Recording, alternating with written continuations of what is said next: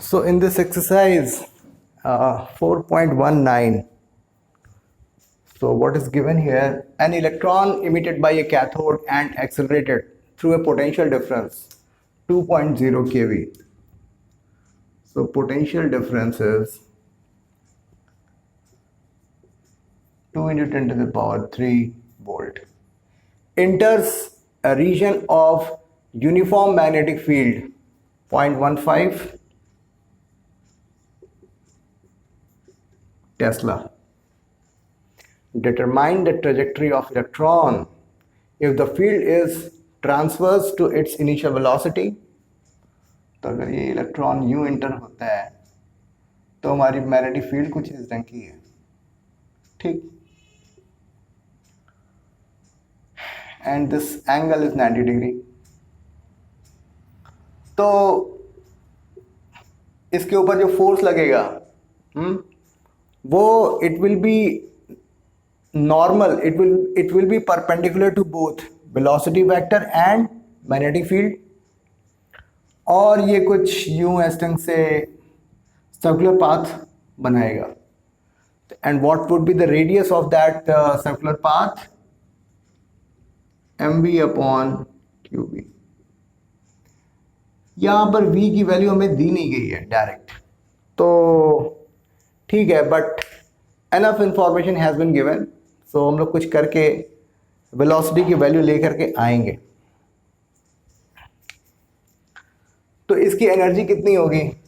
Electron volt 2.0 into 10 to the power 3 1.6 into 10 to the power minus 19 joule. और ये जो energy है उसकी काइनेटिक एनर्जी के बराबर होगी. तो half 9.1 into 10 to the power minus 31 v square, और ये इसके बराबर होगा तो 3.2 into 10 to the power minus 16. इसको अगर हम सॉल्व करते हैं ना तो वैल्यू हमारी आती है हाउ मच. मैंने इसको सॉल्व किया हुआ है and this value comes out to be 2.7 into 10 to the power 7.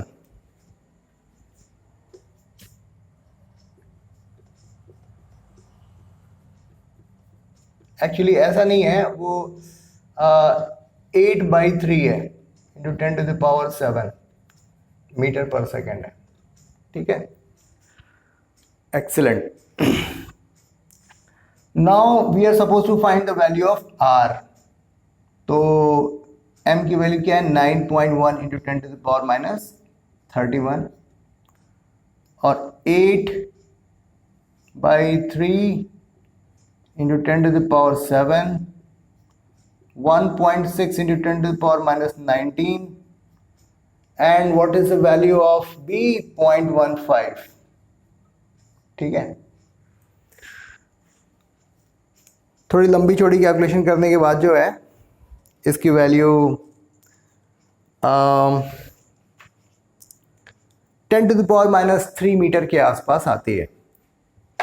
तो R comes out to be 10 to the power minus 3 metre.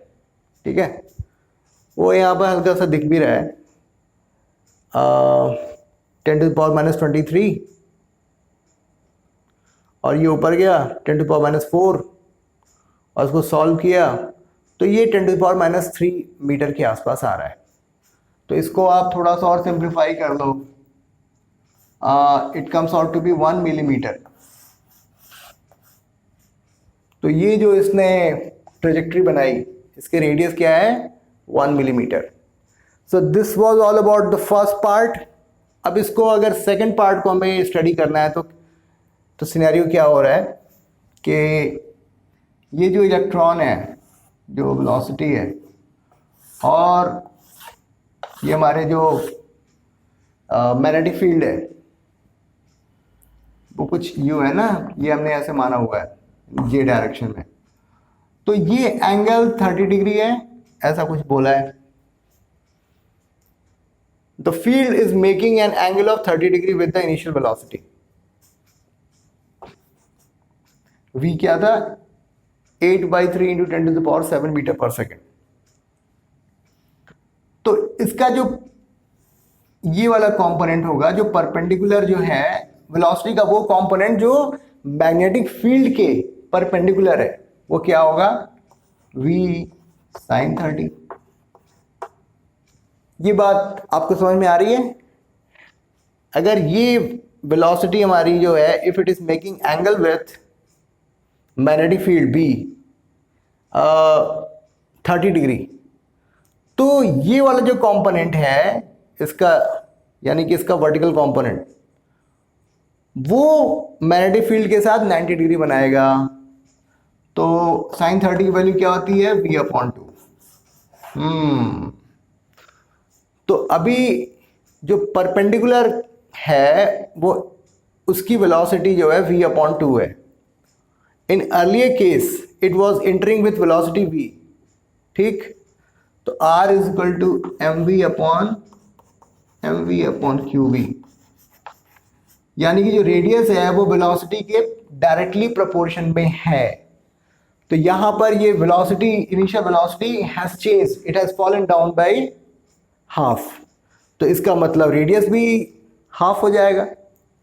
तो आप करके देख लेना, it will be approximately 0.5 mm, ठीक है। और इसका जो पाथ होगा वो ऐसे होगा इस ढंग से, क्योंकि इसका जो हॉरिजॉन्टल कंपोनेंट है वो इधर की ओर होगा, है ना। तो एक कंपोनेंट इधर की ओर जा रहा है और साथ में सर्कुलर पाथ भी बन रहा है, तो कुछ यूं इस ढंग से नीचे की ओर हेलिकल पाथ बनाएगा। So that's all, this was all about this problem statement 4.19। I hope आपको ये एक्सप्लेनेशन समझ में आया होगा।